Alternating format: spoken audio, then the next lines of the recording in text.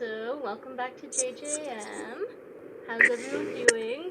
Good. How are you? I'm good. I'm good too. So this is our third module looking at programming for inquiry. How did you guys find it? I found it interesting. I thought that it had a lot of good touch points and a variety of different resources for us. I had my favorites among the bunch. So what were some of your favorites that you found, Jessica? Personally, I liked all of the stuff by the Lego Foundation most of all.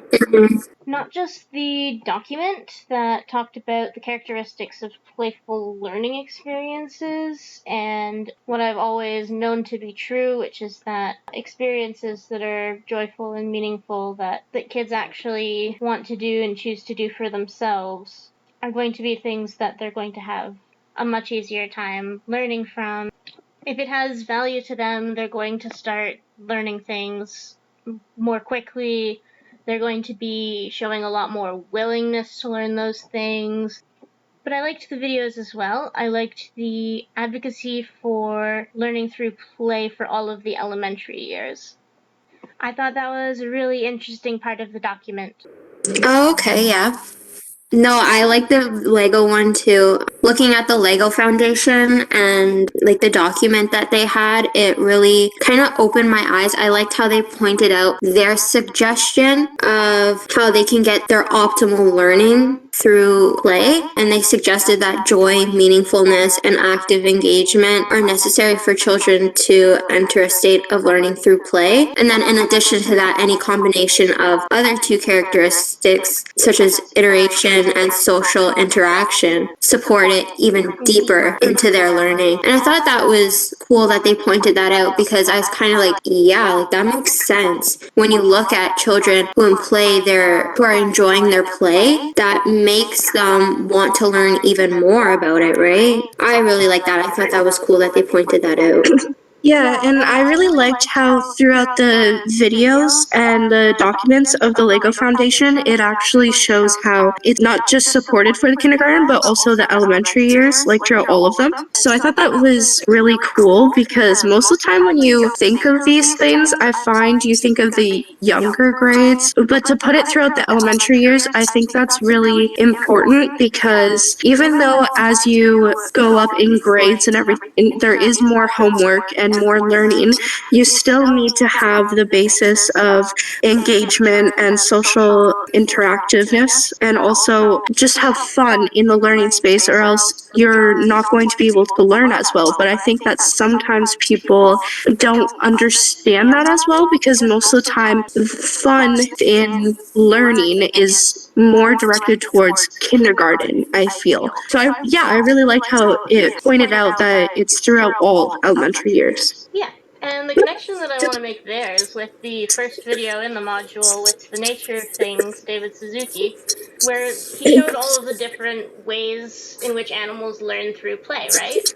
Right. But it's not just children of the animals. All animals, whether adults or young, will play, whether to relieve stress or to encourage learning behaviors. They go through with the play activities, and I think it's important to recognize that just because a child grows a little bit older doesn't mean that play is no longer going to have its benefit to them.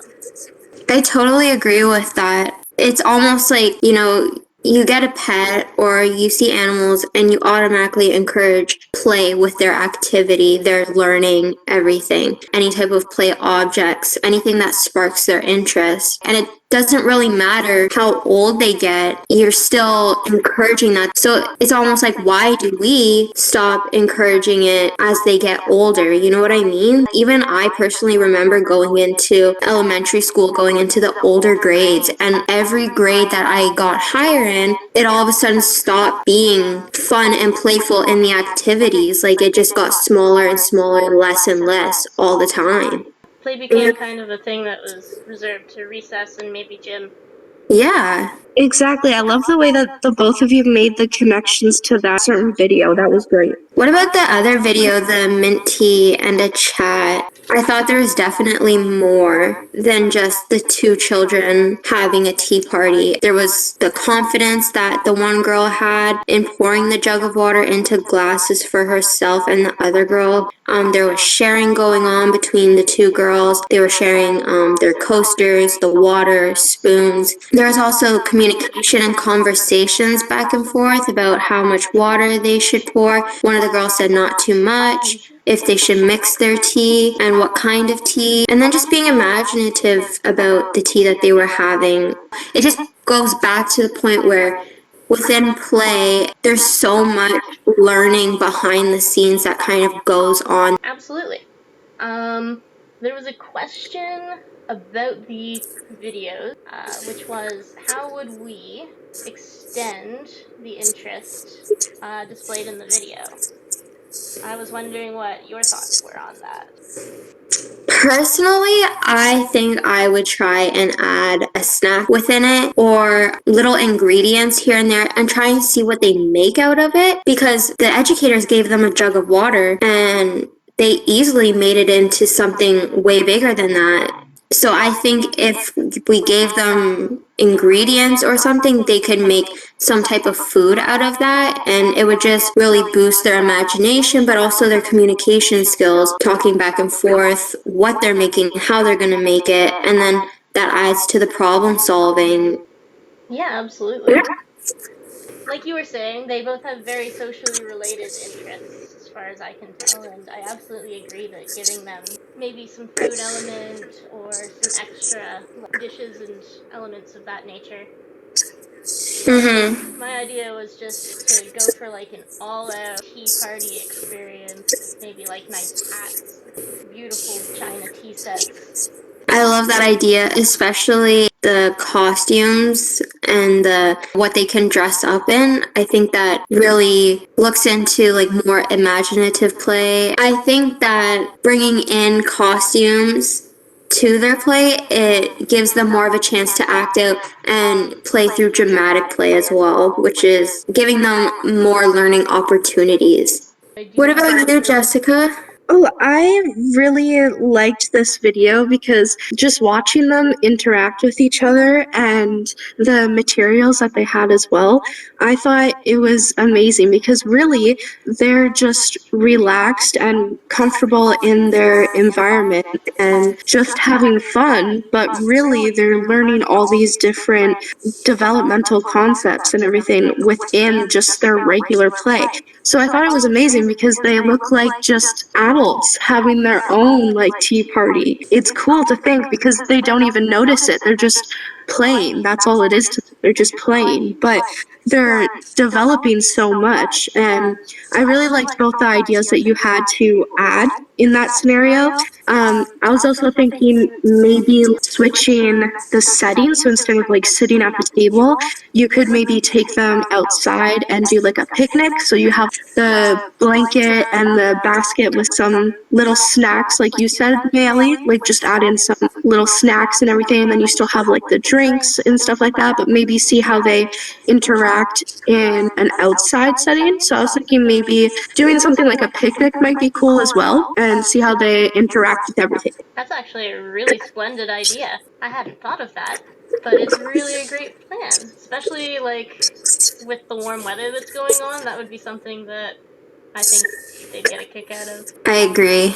You know, I was kind of hoping to talk about the supporting numeracy development in the early years just because I kind of think this also relates into the video that we're just talking about when we were looking at what we could add into that video. When you're making something from ingredients, you also are looking at measurements, putting the proper measurements into to get the outcome that you want, right? By using those measurements, it's adding in a type of numeracy into the children's play, which helps with their numeracy development, right? So I thought that would also be a good idea because it gives them a learning opportunity for that as well. Yeah, I think that's awesome because some teachers or educators just like to do math problems or just basic things like that. But when you add actual numeracy skills within the environment. So like you said, doing the measurements and everything, or just kind of slipping little numeracy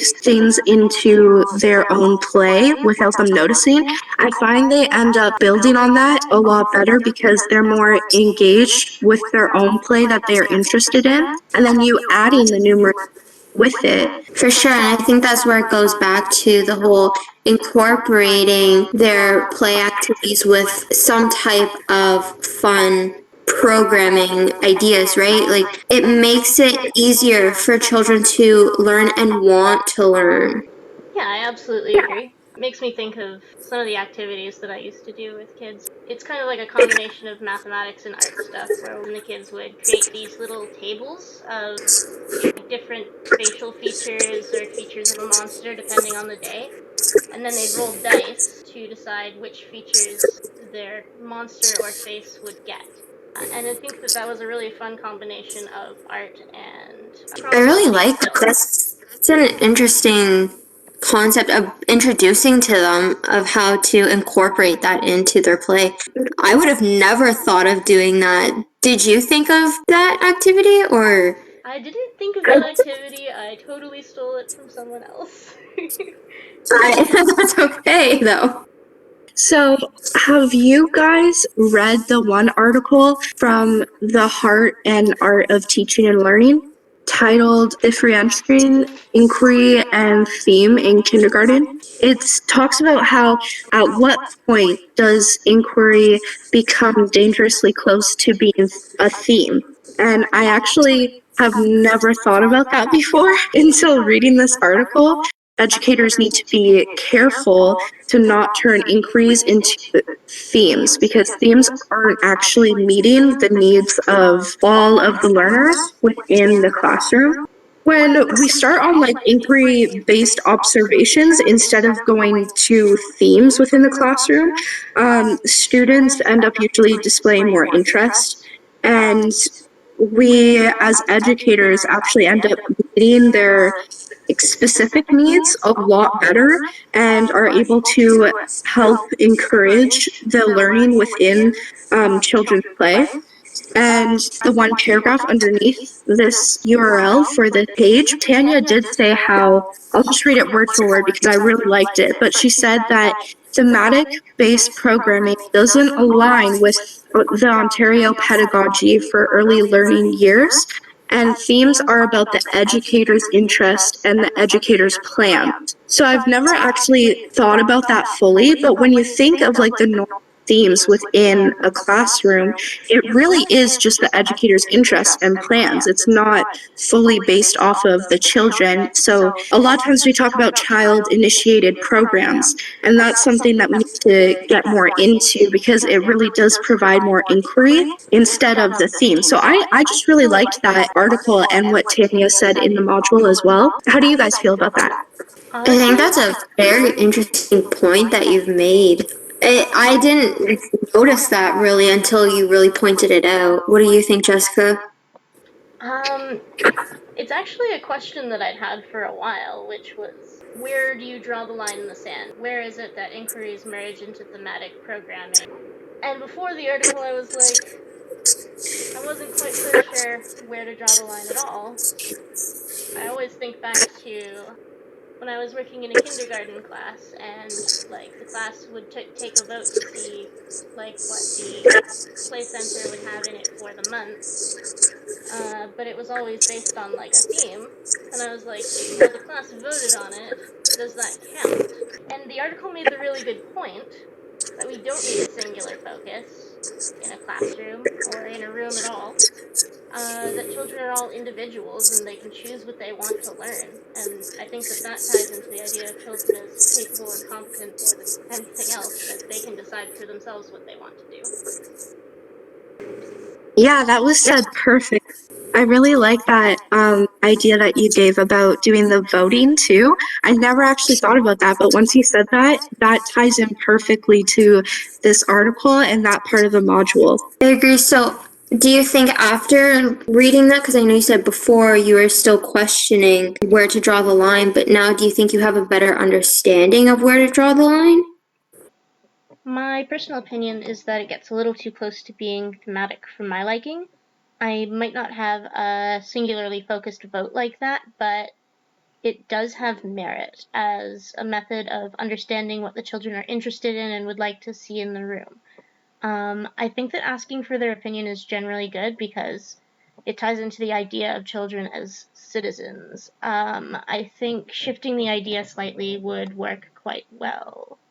Yeah, I totally agree with that. I think you've started understanding where that line is to be drawn because, it seems like themes, like Jessica Jenkins is right, it sounds like themes are really there to help educators almost plan a curriculum for the children under their care. But at the same time, they need to know when it's too much because we're focusing on the children as a group and not as their each own individuals and how they learn differently. Yeah, exactly. And I find the drawing a line in the sand, like what Jessica said, I like that analogy, but trying to find that point in between so that you have a good balance is really hard because it's just like the article said, like easier for educators. Like they find it a lot easier because it's more laid out and organized. So most of the time, that's what happens. So that's why I loved reading this article because it did help me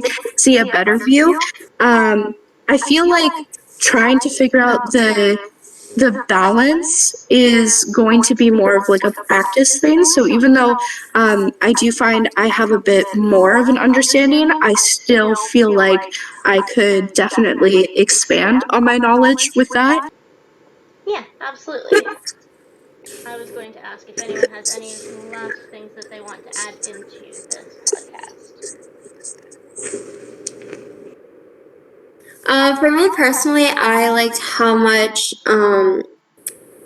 learning through play was brought up through this module.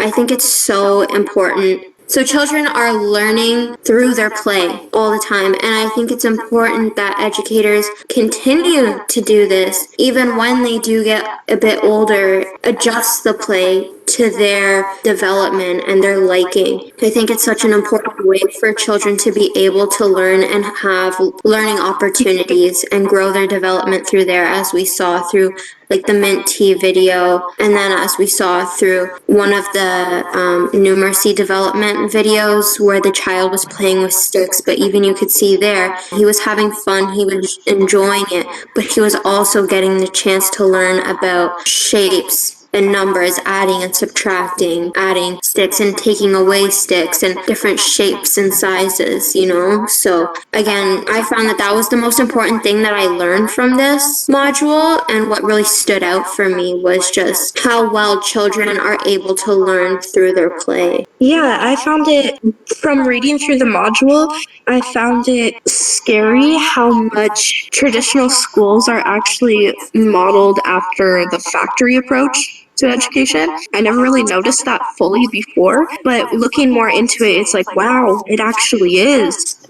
So it really lets you imagine how important building relationships with the children and your colleagues are, and how great it is for children to just learn through their own play and follow their own interests. And by doing that, you really can have lots of natural materials and having all these different things to help guide them. And I like how in some of the videos you actually saw the teachers playing with them as well. By the teachers being involved, I find that the children learn, but also the teachers learn too. They start to develop a full understanding of each individual child and their interests and how their discoveries are made. So I think so yeah. Okay, so I think that closes off our second podcast.